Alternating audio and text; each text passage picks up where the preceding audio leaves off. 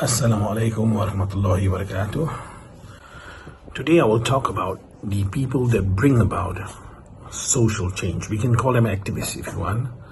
And such people are really a treasure to our society because without them, many things will not change. Right? So I'm going to talk about two different social activists. The first guy is actually Mr. Jack Sim. As you can see, this is his biography. I'm halfway reading through it. Yeah, there's lots of notes over here. And I must say that he has impressed me a lot. Partly because what he is trying to solve is something so far beyond the individual's responsibility. He set up the organization called World Toilet Organization.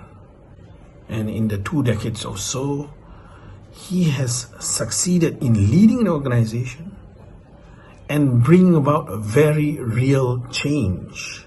I think we should honor Jack Sim as one of our national heroes for doing so much for the world and placing Singapore as the actor doing it.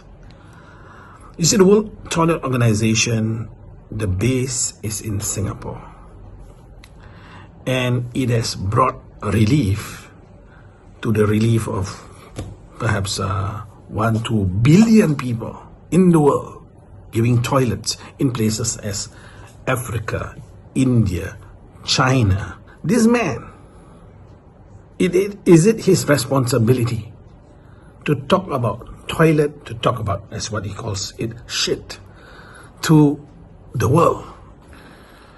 You see, Jack Sim's activism when it comes to World Toilet Organization,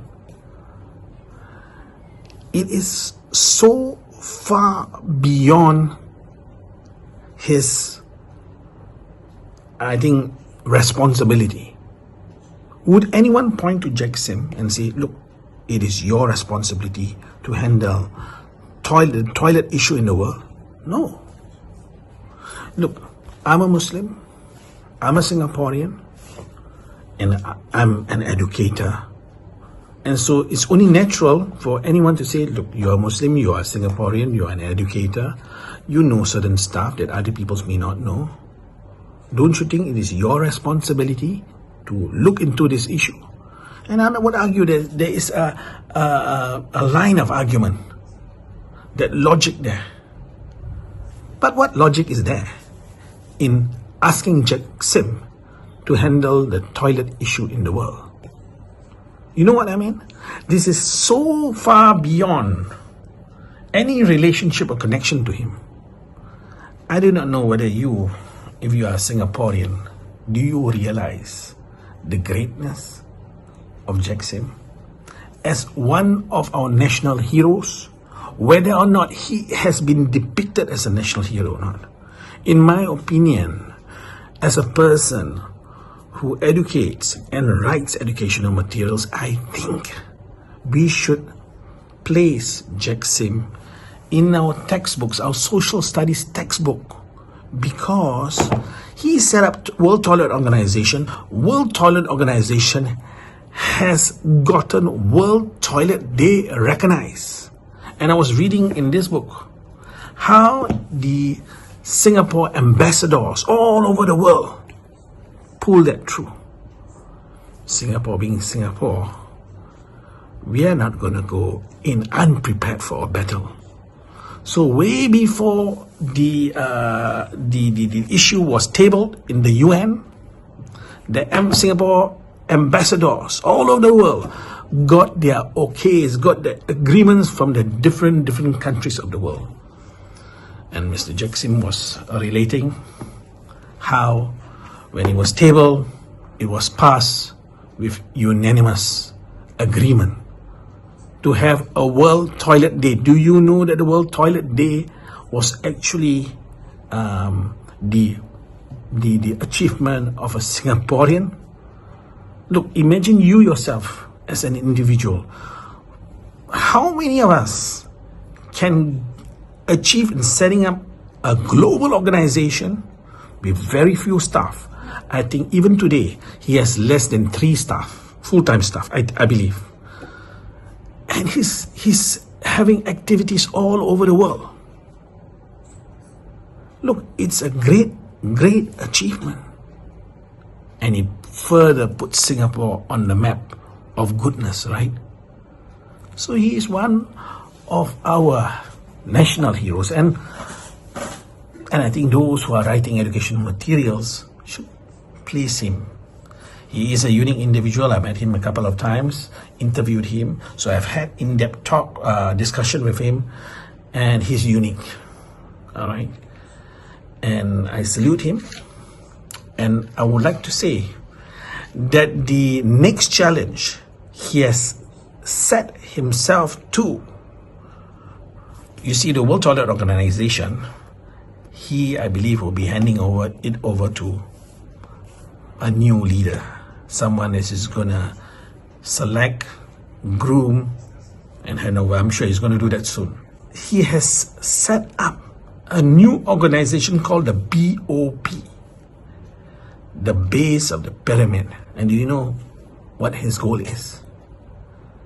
Is to eradicate poverty in the world. If I'm not mistaken, that's what he wants to do. He wants to eradicate poverty or minimize poverty. For toilets, we're talking about the toilet bowl, right? The bathroom, very clear, very specific. And he has succeeded in bringing into existence more than 1 billion or maybe 2 billion toilets. But poverty is going to be very, very, very tough. But we need to salute. We need to salute the individual who's willing to lock horns with an opposition that is so massive. Toilet was one massive thing, and he's taken two decades to solve this problem. And we can see that perhaps toilets will not be an issue anymore in maybe the next decade. And this is partly due because of Jack Sim. But poverty now, as I said, is a different thing altogether. I wish him the best. I would really want to know how he's going to achieve it. He has explained to me some of the activities. So it'll be a very interesting journey for him. And I think we should all chip in to help him to promote his agenda, his goal of eradicating poverty in the world. One simple question you should ask would be, whose responsibility is it? Toilets, world toilets. It would be, is it the individual? Is it the city? Is it the country? Perhaps we can say, look, it is the country, the government, the different governments of the world that have the authority, the finance. It is their responsibility. Perhaps we can argue. What about poverty? Yeah, you can say the same thing. So this man is setting a goal for himself that is actually the duty and responsibility of governments. Can you imagine that? He has dedicated himself to a goal or to goals that governments should be solving. And he's doing it himself, setting up on his own. Of course, with the help of governments, with the help of organizations, with the help of individuals, with the help of businesses. But he is doing it himself. It all begins in the mind of one person. And that is a very important lesson. And the lesson is simply this: not all the troubles in the world, not all the troubles in our country Not all the problems, challenges, issues in the place that we live in are going to be solved by the government. The solution is found in the mind and the heart of individuals. And this takes me to another individual, whom I talked about before, Dr. Shamsuri. He has dedicated himself to solve the problem of self-esteem in the Malay Muslim community of Singapore, whose responsibility is it? Dr. Shamsuri is spending his own money, making sacrifices to make an impact on something that is not so tangible. Self-esteem, not so tangible. Yeah? And not so easy to change. So we can say, look, is this the government's work? Is this the organization's work? Like Mendaki, AMP, and you have so many organizations. Is it their work? You see, when we ask this question, whose responsibility is it? It is not to place blame, but actually the reverse. It is actually to see what that individual is contributing. If you see that actually this issue should be handled by governments or should be handled by organizations, and this is actually being championed by an individual, then we better salute that individual. They have taken on themselves a mammoth task, very difficult, and they need our support, our help. They don't need criticism. They don't need hurdles being put in their way. They need help. And sometimes spreading the word of what they are doing can help. And sometimes saying a good word about what they are doing can help, can even touch them. But they need to be supported, because such goals are so far beyond the individual's reach of achievement. It can only be achieved when you have the alignment of individuals, organizations, and even the government to support. And one of the things we should do is we should throw out from our minds the negative thinkings we may have. Why is this individual doing it? What does he want out of it? Just think good and support. Because the person is already facing so many issues, no? Issues with self-motivation, for example. Not easy. If you want to dedicate yourself to a particular goal, it's not easy because you know the odds are against you. And then you have some individuals coming and say, what are you trying to do? Don't you think you should be rethinking? Why don't you change your goal? No, we must support them. So the question is, if you are that individual and you are going to be a social activist yourself, because in my opinion, JAXIM, Dr. Shamsuri, they are social activists. And one of the key things you can see in a real social activist is they have to spend their money. I know for JAXIM, he has been spending for many of the trips of World Toilet Organization for a good period of time. He had to pay from his own pocket, even the hotel stay in different countries. He had to pay from his own pocket. He's not getting money from the organization to pay him for his role. He's doing his role free of charge. And the same is true for Dr. Shamsuri. So to me, such individuals, if you know that they are already doing that, make it easy for them. Do not doubt them. Just help them. And if you cannot help them, just keep your mouth. Yes, it will help. It will help. And think good of them. As I'm reading this book, and I read twice Mr. Jack Sim was going to be robbed of the organization he set up by the mayor of a country, a first world country, who wanted to replace him or replace his organization with that guy's organization. I didn't know that he would have to go through such difficult challenges. Already you want to solve the issue of poop in the world. And then once you have reached a certain stature, a certain stage where you are known and the organization is known, and then someone tries to steal it away, the challenges never end. Which brings me to the next part. And because I am not a political guy, I don't know how to play politics. People can see it's a weakness. Yes, it may be a weakness, and yeah. For that reason, I've come to the conclusion that I will never want to set up an organization. Because, in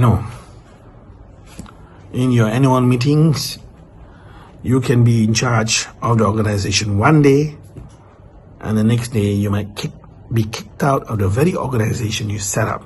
Sometimes it might just be easier to set up a company, a private limited company, or sole proprietorship for you to carry out business with a social goal. When you're going to address a social issue, you need to decide at some point in time, you need to do that, whether you're going to continue to address it as an individual, or you're going to do it as an organization, or you're going to do it as a social enterprise, or just a normal company or sole proprietorship. I think it's important for you to make that decision. For me, I decide to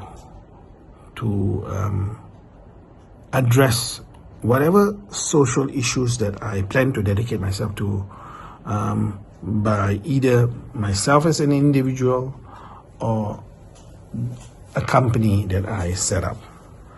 And so the blurring of lines between social work and business, it's unclear. And it's okay for as long as I am the sole owner of that business. You see, once you bring in partners, the partners may not have the same vision, the same dedication, the same core fundamental ideas about the issue. And some may say, let's prioritize making money first, and which is actually very, very important. But sometimes for those involved in social activism, you find that at many junctures, you have to make decisions for the good of the social cause that does not make financial sense. And so, I would not want to be hindered by partners who have a different perspective on it, and so I would not want to proceed with it. I prefer using my own company or myself. But the problem is very simple, for as long as you're not an organization or social enterprise, can we trust you? So that is something that I hope to tackle in the long term, and in the long term show our sincerity and our efforts and our works. So what's the purpose of creating this episode?